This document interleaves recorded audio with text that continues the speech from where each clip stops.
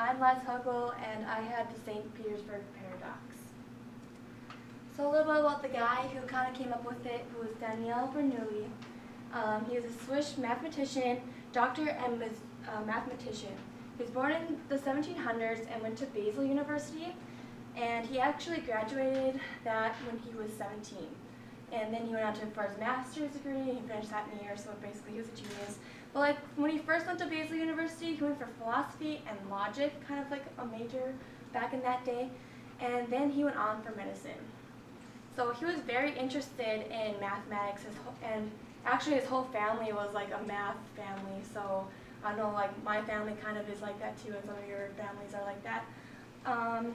And he wrote the St. Petersburg paradox in this paper published in Commentaries of the Imperial Academy of Science of St. Petersburg, which can be found in your pickover book. So before I get into it, let's kind of play. So the St. Petersburg paradox is kind of like a gambling game. So I gave you each a coin, and so here's what we're going to do. Would you have a marker somewhere? Okay. So what you're going to do, you're going to hope for tails. You're going to pay this entry fee to play, and then you're going to hope for tails. So say that you flip a coin and you get tails. Like, that's awesome. So you get tails. So that means you get $2, because it's 2 to the 1. So say you get tails again in a row, that's 2 to the 2, and you get tails again, 2 to the 3, and oh no, you got heads. Okay, then that kind of ends it, and you would get $8. So let's see how, like, what the highest one that you guys can get. Do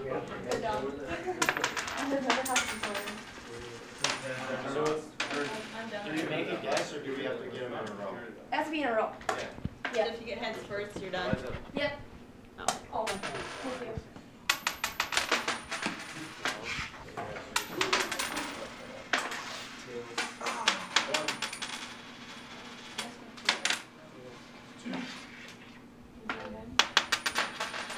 Nope, there's another head. 4, okay. Keep going. 4.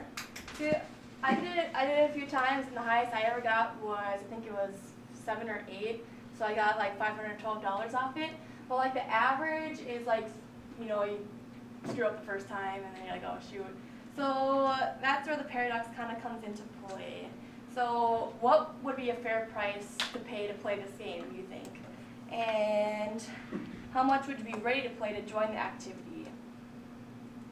So Sanford said a rational gambler, which a rational gambler is someone who wants to pay less money and make more money.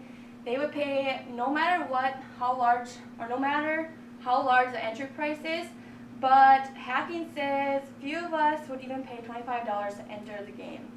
And there's this other factor that Bernoulli brings in, which is utility. And utility is desirability and satisfaction of product. So something that like kind of makes you happy, like, you know, when you're gambling, like, oh man, I'm winning and winning and winning. So that comes into the factor. And he actually hypothesized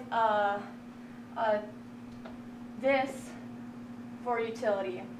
And you can kind of look at that there, and kind of it's how you value money. So you know, a homeless person probably will value a $100 bill more than like Bill Gates would. So how you value money kind of comes into a factor too. So I put this up there because say you are eating some ice cream, and each time you eat a scoop of ice cream, you get 2 utiles of satisfaction off of eating that ice cream. So after a while, you know, if you eat ice cream forever, like, you're not going to feel satisfied. So it kind of like has a maximum of, let's say, 32. So as you reach 32, like, your satisfaction is kind of going to go down at that logarithmic rate that Bernoulli had said. But you got to think about it. Does that really happen with money? Like, who's going to say, oh man, I keep winning all this money? You know what I mean? No one's going to think that way. So as you can see, like, utiles are increasing at a rate. Let's see. So then the question comes into play that is it decreasing to a certain number, or is it going on into infinity? And the answer is actually not infinite. converges to about 0.60206. So if we take the anti-log of that, we find that the utility we receive is about $4 estimated, if we're explaining dollars wise. So this means that a person would be willing to pay probably like $4 to participate, and as you guys can tell, you probably wouldn't want to pay $25 to play this little coin game. So it seems like there's no limit to the amount of utiles one can absorb in terms of money, but yet it's still to be argued. Like many argue if St. Petersburg is infinite, and another argument is how can you determine like someone's human behavior. So if someone's got this gut feeling like I'm gonna win today type of thing, like you know those guys in the Powerball like a month ago, like I got this gut feeling, how are you gonna really measure that? And another thing is argued, can utiles be maximized? Like every particular good diminishes, like the ice cream I talked about, but that doesn't mean that as your ice cream utiles maximize, like you're still gonna like music. So there's many different things that come into play when it comes to like human behavior. Like not just one thing is just gonna make you happy. And thanks for playing.